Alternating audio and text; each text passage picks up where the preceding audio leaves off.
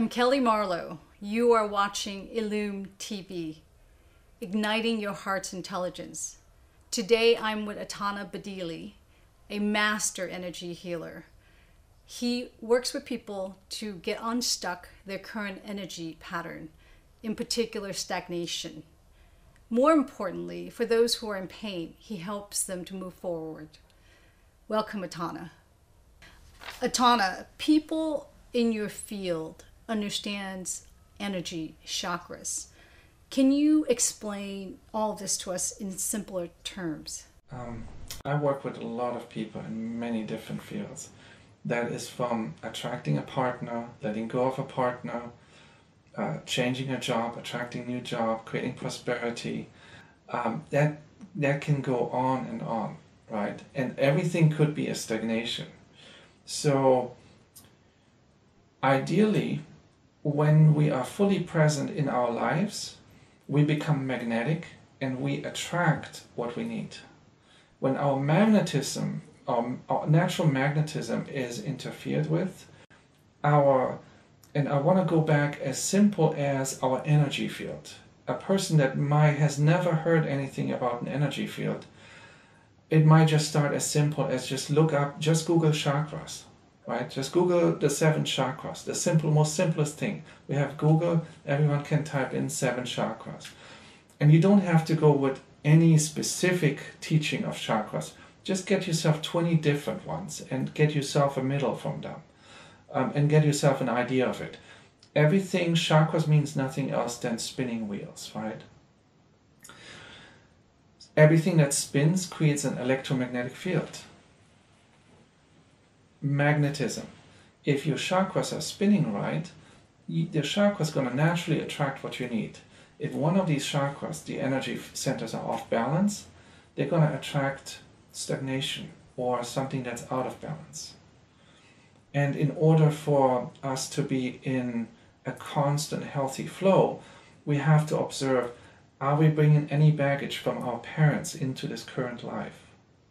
Is there anything from our lineage that was unresolved that we're still working out? Is there any trauma in our system that we are not aware of? Is there any pain that we're holding by being hurt or hurting others? These are all very important aspects that we have to look at, and there could be reasons for stagnations.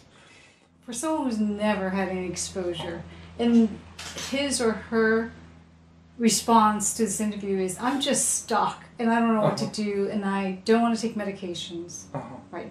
I don't want to I don't want to see a psychologist, or the psychologist isn't doing anything for me, I'm still repeating my patterns. How could this person transform or get out of that pattern in working with you? Very good question. Very excellent question. If somebody is stuck in whatever field, in wherever in their lives, there are certain things that apply to about everything. There is an energy to it. There's an energy of transformation. The energy of transformation you can apply to about anything. You can apply the energy of transformation into stagnation, right? The easiest suggestion would be, if you feel stagnant in any area in your life, have the true intention that you allow the transformational energy to flow into it. It could be as easy as that. Everything is energy, and the stagnation would be identified by me energetically as a denser energy, like an ice ball that's being, where the little snowflakes have been pressed together. But how do you melt ice? You can utilize heat. You can put this ice ball into the sun, it will melt. So the question is, what is it that you want to transform? And if you want to transform something from a solid into a liquid, of course you would utilize these little laws of the physics, right? Of physics, where you just go with heat. Heat is associated with the heart heart, the love in the heart is considered a fire, a passion. Your first recommendation is having the intention of transforming that stagnation, Mm-hmm. his or her personal desire to, that intention. Mm-hmm. At the same time, you have the ability to energetically shift them. Mm. Should they want this transformation? Should they want this transformation? Should he or she want this transformation, you have the ability to also energetically support this person at the same time. Is that accurate to say? Yeah, that's very accurate. And how do you do that? I'm doing this with permission first. But my journey, my support is more like it's more observing guidance, where I say, you might just consider wanting to stop for a moment and just see if that fork in the road is better or that one, before you be on autopilot just turning left. My first recommendation is a purification process. That can happen with just observing what the mind is really thinking throughout the day. Are we thinking good thoughts, healthy thoughts, limiting thoughts, depriving thoughts, prosperity thoughts? My first recommendation is observe what the mind does. When you understand what your mind is doing on autopilot, that's when you can start shifting it. Most of the time, our mind does something without us even knowing that our mind projects or programs something.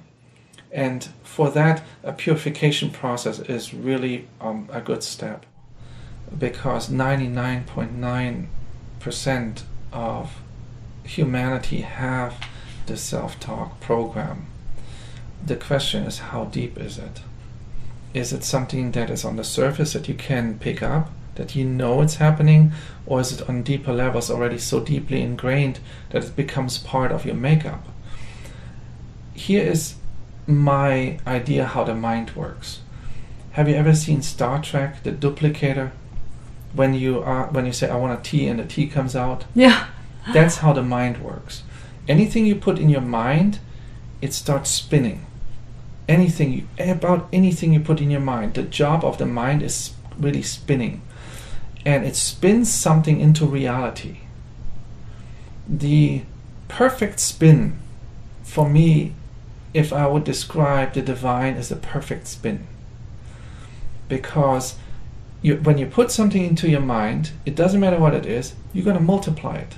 It doesn't matter if it's a negative thought or positive thought.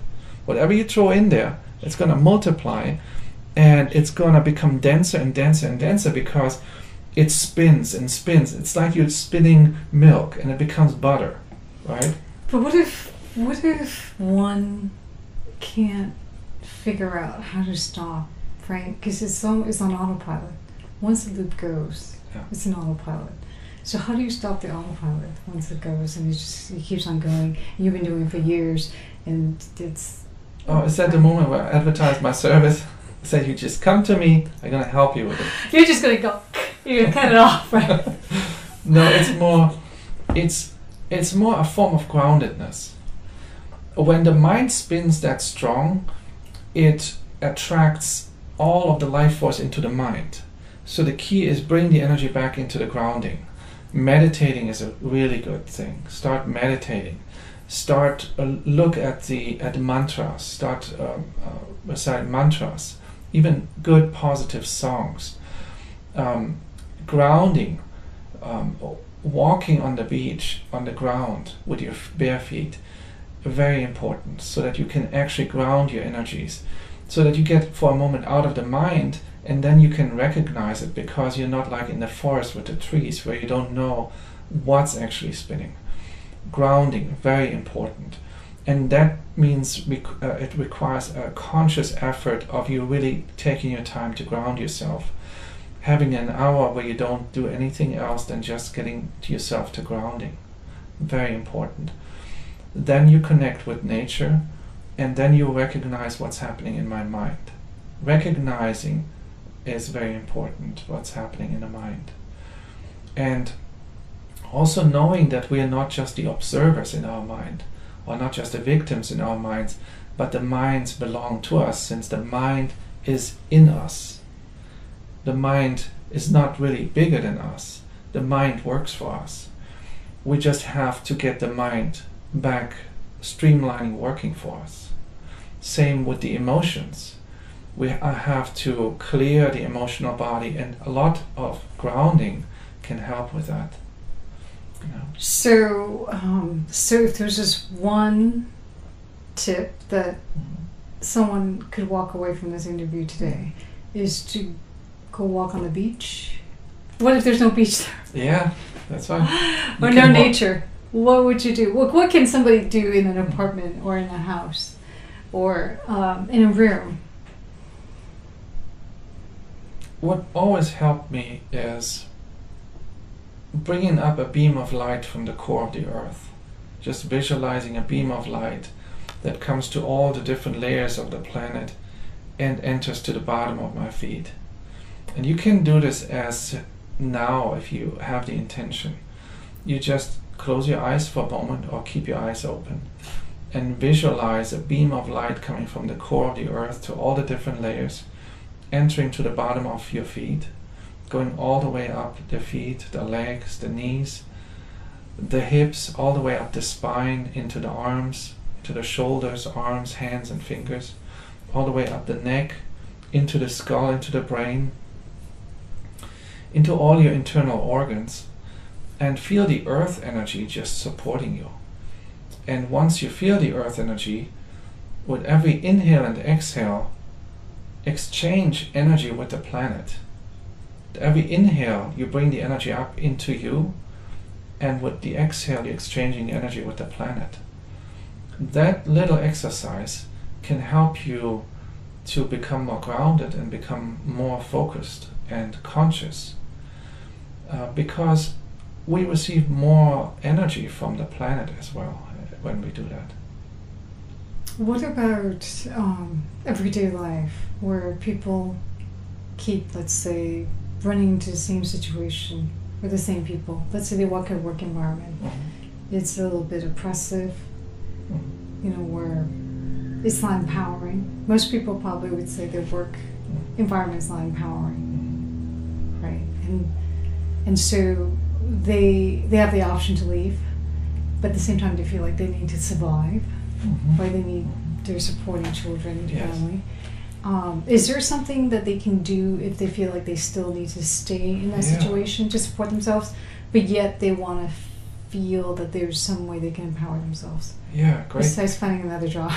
Great question, though. Great idea, because I know there's so many brothers and sisters, and they are not there yet where they can create their own work, ways of working or earning. And they're still stuck in the paradigm of where I feel they have to do something that they don't want to do. And it might be just for a short time, maybe for longer. When that happens, the most important part is to recognize that we are in some way or form also the creators and the masters of our reality. So just leaving there wouldn't make any sense, since there is a lesson that needs to be learned. And one of these lessons is to persevere. Perseverance. To have the perseverance to stick it out, to be there and to live there and to survive it and to thrive in that environment even. I think the grounding would be a very good advice even for there, because you're receiving support not from the people around you because they're not supporting you. Then you get support from Mother Earth. Mother Earth, that's always there for you. Wherever you walk, Mother Earth is there right underneath to carry you. For those of you who are not familiar with grounding, you can look it up online. Just type in grounding techniques and you will find a variety of resources that can show you how to ground properly. Thank you, Ataana, for sharing with us how our personal energy and environment can be transformed.